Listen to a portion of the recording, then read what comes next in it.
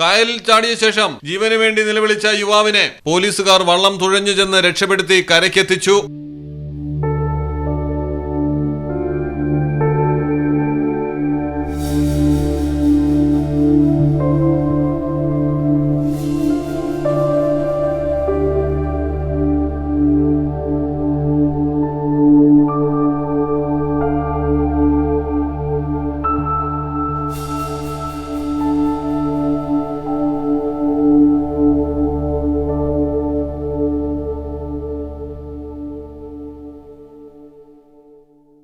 കൊച്ചിയിലാണ് സംഭവം. വെണ്ടുരുത്തി പാലത്തിൽ നിന്നാണ് യുവാവ് കായലിൽ ചാടിയത്.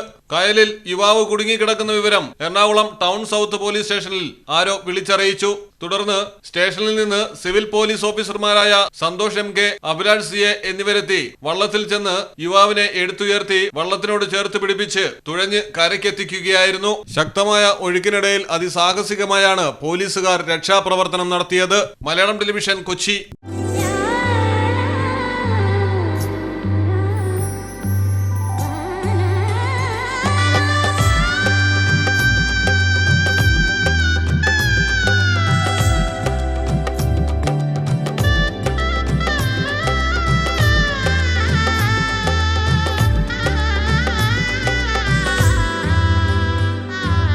Celebrate the moments of colors.